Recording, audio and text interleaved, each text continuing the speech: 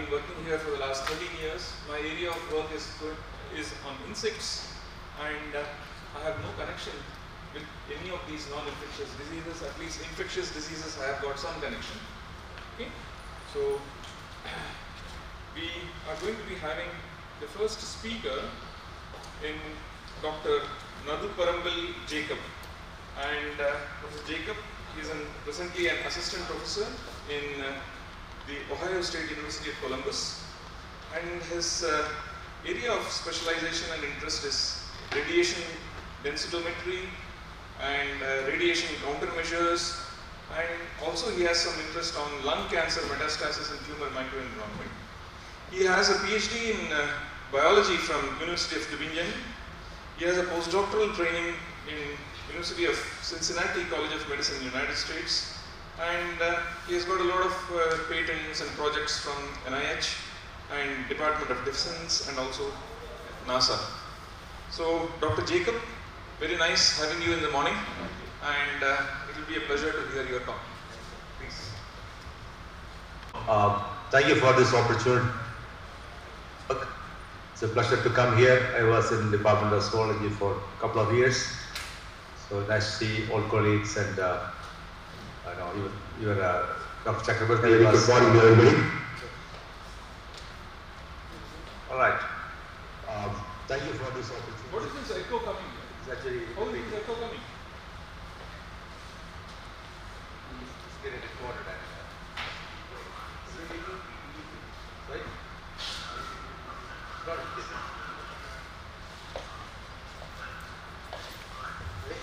All right.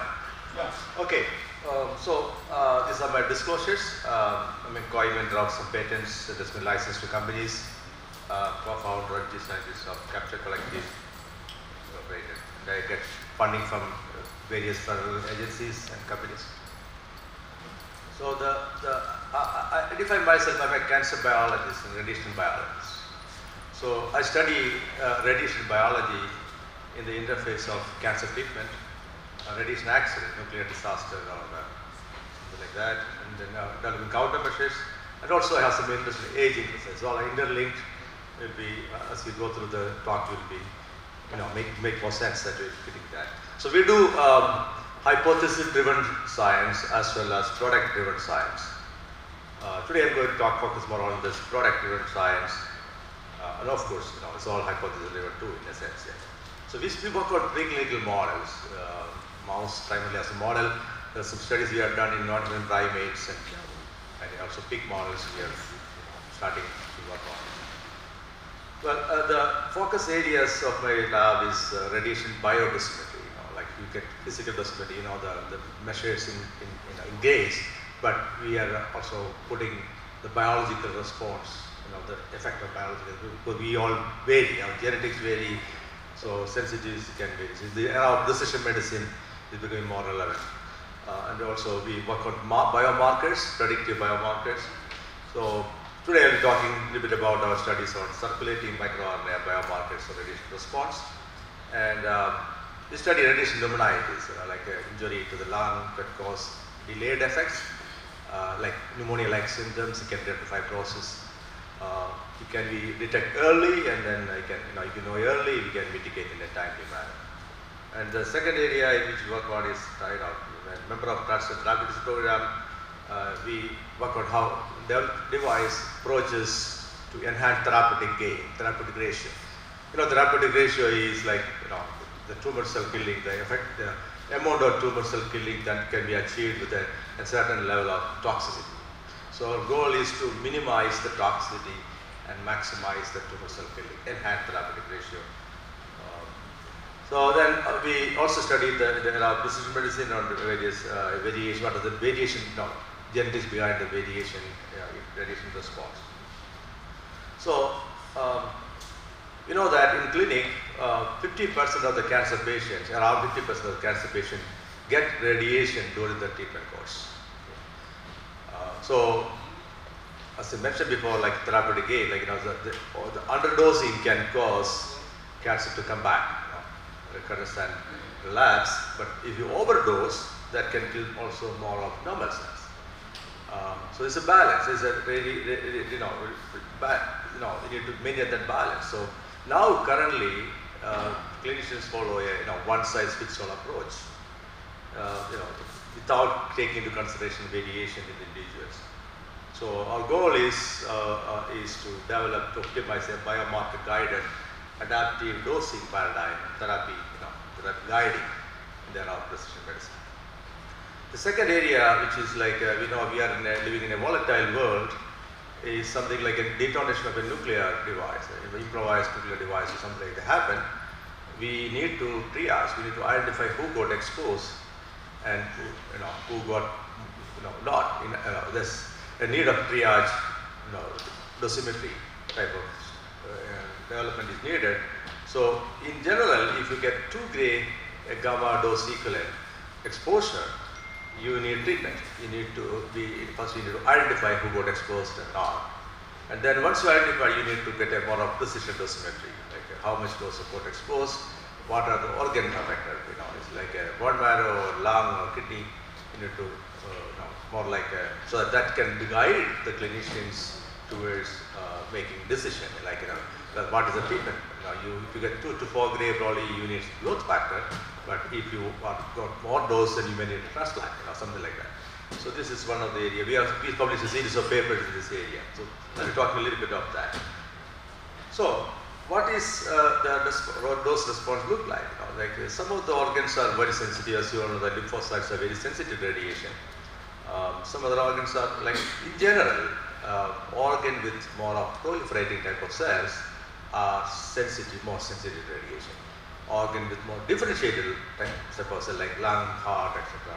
Their response is a little bit, you need higher dose to get, hit the threshold.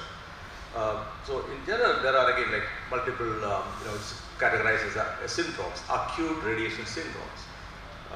There are more than 3, but in general, mostly, there are 3 types of acute radiation syndromes.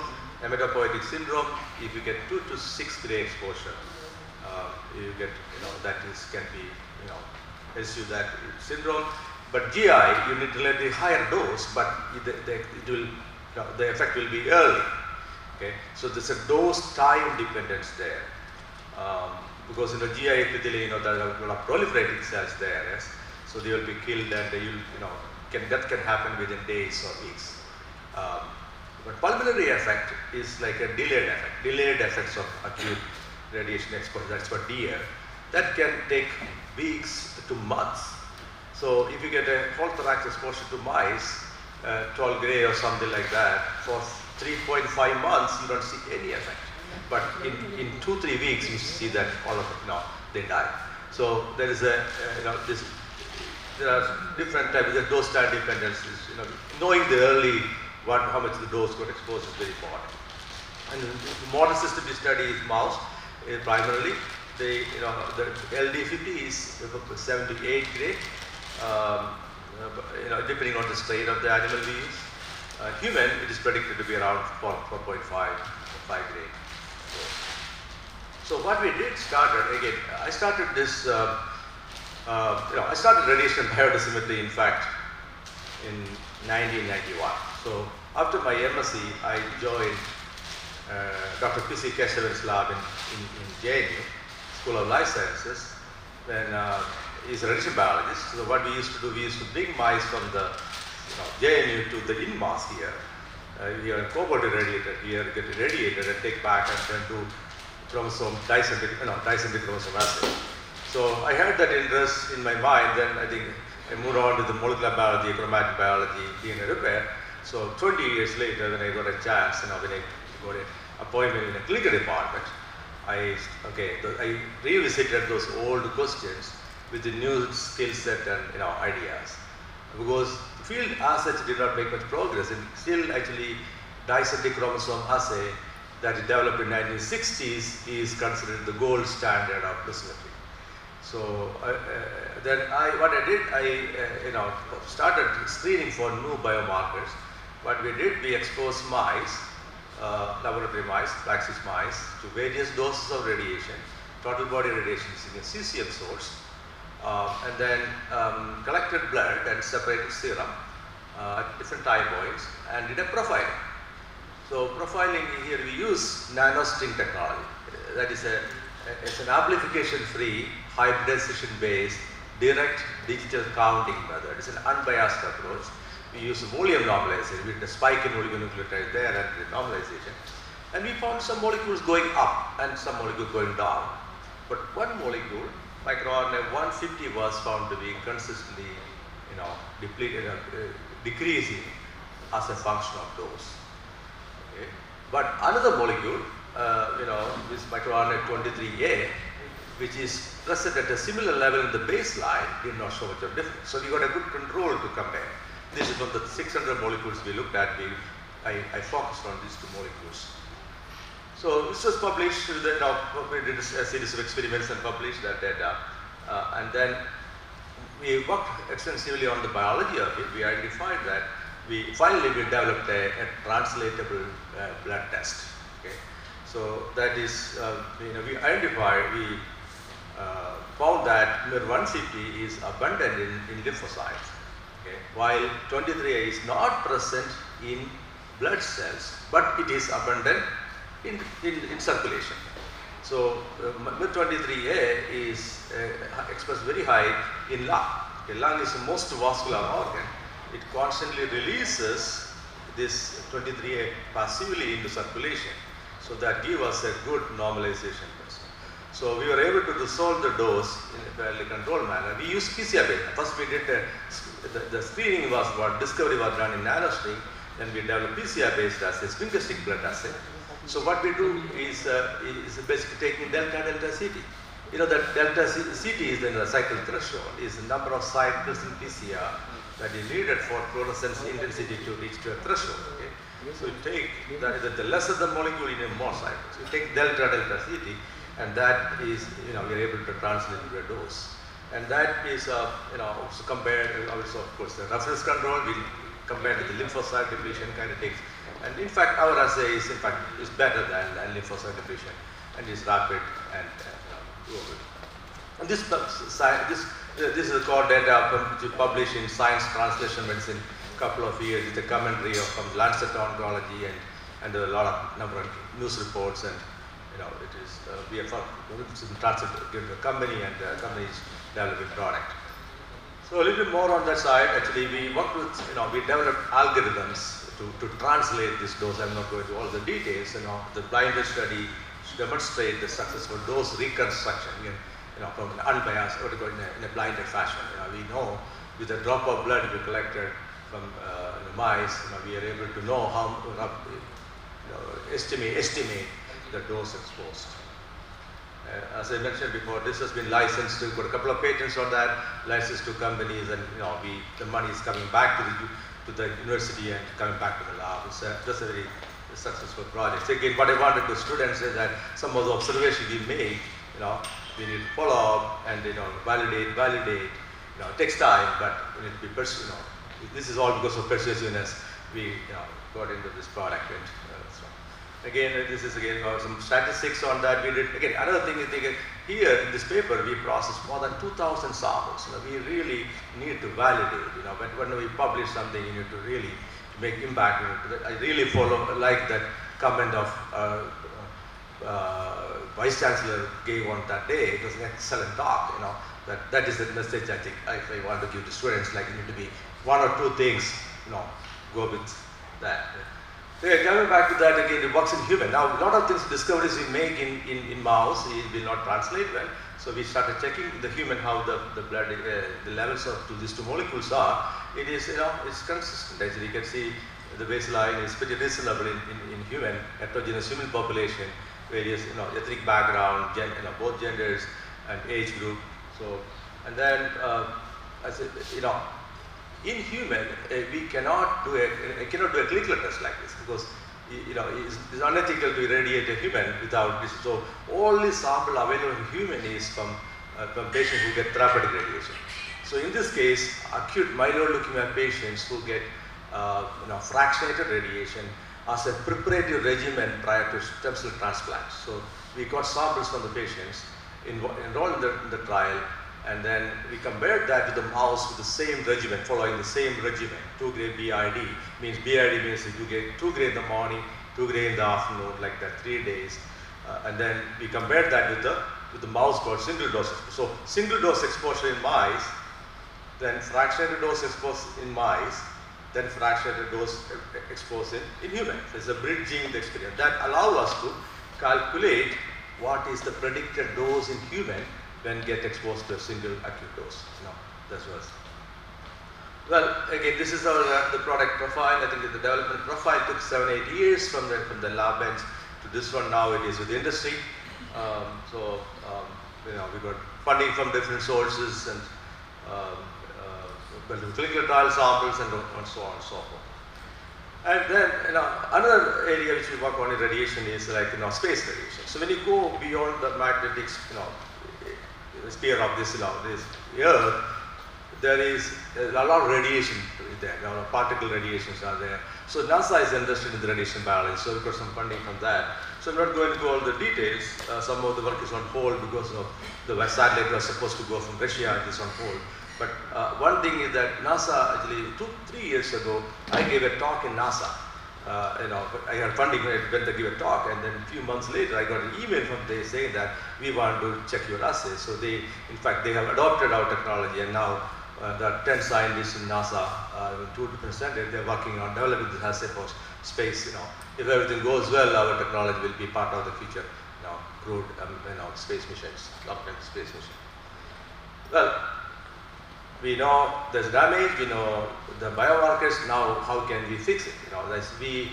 Second part I think I'll be focusing on how natural product can be, come to play when it comes to the mitigation of the toxicity. So when you come to the agents that modulate radiation response, there are 3 types of agents. One is can be radioprotect, okay? So like antioxidants, scavengers. So it will quench, rows. But that can happen, that protection can happen if the cancer contact both the normal cells as well as the cancer cells. Second one is radiosensitizer. Radiosensitizer means that sense, probably it's been used in the clinic a lot. You can see, for example, kinase inhibitor. So radiation is most effective. More cell killing happen when in the cells at the G2M phase of cell cycle. Okay? So if you put, for example, a kinase inhibitor that arrest the cells at G2M phase of cell cycle, and if you give a radiation, it will kill more cells. So those kind of agents are in clinic use. But third group is mitigator. Mitigators are given after exposure has happened. So some of them can help. It's really hard to get a good mitigator. So it can, some cases at least in the case of hematopoietic syndrome mitigation, it stimulates the stem cells and like GMC as a neutrogen elasta, etc. as part of the clinical trial. So what we did, all our agents are good, but actually we need a more viable approach. A country like India, where so that's what we did. There's some literature on the OCIPAM before. About 6-7 years ago, I started working on Tulsi. So what we did, we found out that this OCIPAM and OCIPAM flavonoid can mitigate toxicity. Okay? Both in the protective, as a radioprotective, as well as a mitigator. I'm going to show some data on that. So you don't need any explanation here. So what we did here, first I started with extracting, try to extract actually So 5 more minutes. Okay. So what we did, we got we worked on 3 flavonoids, orientin 1, orientin, vicinin 1 and vicinin 2. So I'm going to show some data from the orientin.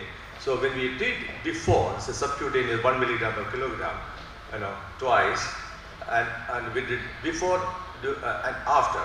And we found that when you treat with orientin before, you see an enhanced recovery in the platelets. So this is what you see in the red line there. So it's like if you get sublethal dose and then followed by CBC. And we see an increase in the megakaryocytes in the bone marrow. Here what you see, again, primary is it benefits is in the mitigation of the platelets.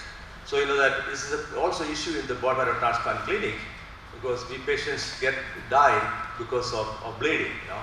So this kind of agent with that don't mitigate the cancer cells, it don't mitigate the lymphocyte, but it to promote the platelet recovery may benefit.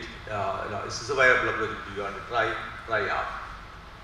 And this is again like one. Okay, that was with the purified product. Now we went for whole tulsi. What we did, we put tulsi powder in the diet, okay, and fed mice with that. Also, they give the similar effect, same effect like like the purified product. Because purified product is very expensive. 5 milligram cost. I think got some quality phytochemical by paying $720. That's not a viable approach. So this is probably putting in 1 to 2% in the golden chow, and that is giving similar mitigation like in the purified product. So second part, we now currently are focused on the lung injury response. So we use whole thorax radiation model. So we can use a CT guided dose delivery system. It's called Small Animal Radiation Research Platform, and then we evaluate the response by various means in the survival, imaging, histology, and lung compliance, and also circulating biomarker. I'll get a chance to talk about, and then protein markers, flow cytometry. We have developed a 16-color flow cytometry panel, to evaluate various immune cells, and then of course CBC and neutrophils. But we do see an effect of this agent. Now we are working more out with the various. We have hundreds of mice in our facility on this, with the whole thorax radiation and with various treatment in this case. So this is, I think, the summary slide. Again, this is, I want to talk take one more minute to talk here about the importance of this particular one, because the lung cancer patients, radiation is a major modality. Okay, and there is like if you get 20% of lung volume of the 20 gram or so, you do get it's a major problem in the clinic. And often I think pneumonitis is lead to fibrosis. The pneumonitis can be solved probably partly by steroids, but when it moves to fibrosis, it is irreversible. So there's clearly a clinical need there. That's why we are focusing on this program. Yeah. All right, this is the summary of this one. We have developed a test that allow dose estimation and follow-up, and of course it is tulsi is a potential candidate we are working on extensively on, and I talked to several of the folks here last 2 days, and with the possibilities of collaborating and so on and so forth. Thank you. I'm happy to take any questions. Thank you very much for your attention.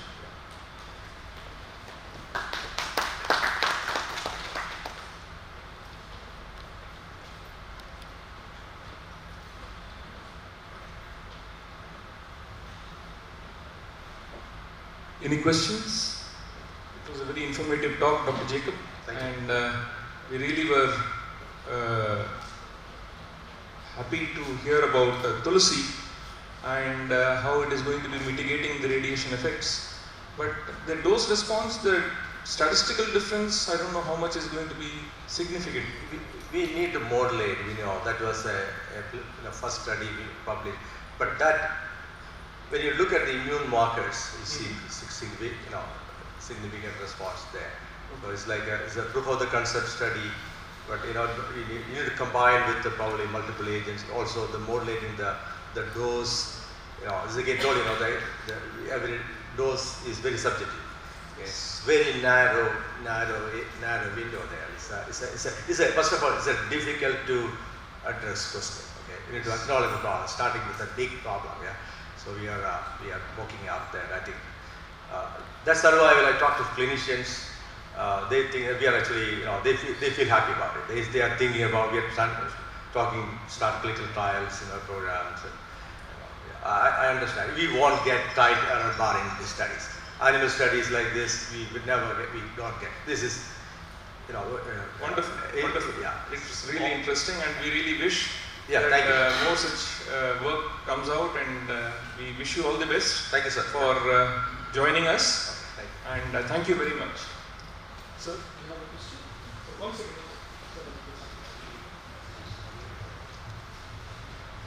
Thank you very much. It is very, very nice. I was wondering if you compare the effect of oxymum, which is tulsi, with other agents such as curcumin. So curcumin has a lot of similar kind of activities. You know what is curcumin? Yeah, yes, yes. Right? So the question is, how does it compare in terms of the sensitivity and the activity, and as a radio protector versus radio sensitizer? Yes, there are some studies in that area, but again, like,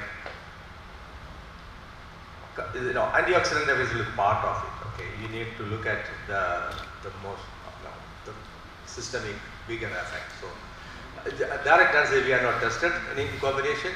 So, yeah, it's doable.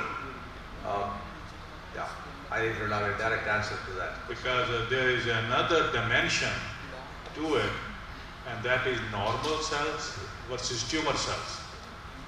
So it acts as a radio sensitizer for the tumor cells and radio protector for the normal cells. Yeah, that's a very, very green area, like these people say that this protect the normal cells only, cancer. Think about the biology of it. It is, for me, it's difficult to conceive. There may be some, there's much more than, saying that it protect the normal cells and sensitize the cancer cells. People say that, but, I mean, So you think the hundreds of published papers are bunch of BS? That's what you're implying. Yeah, yes, I agree with you, but I think, Okay. as a biologist, I look at more statistics, like for statistics, the heterogeneous population, and I would say one thing, some of them are not clean enough. Okay, there is definitely effect. Okay, I agree. Because curcumin definitely have a lot of studies going on. We want to work on that's why, but we need more than that. Sorry. Thank you. Yeah.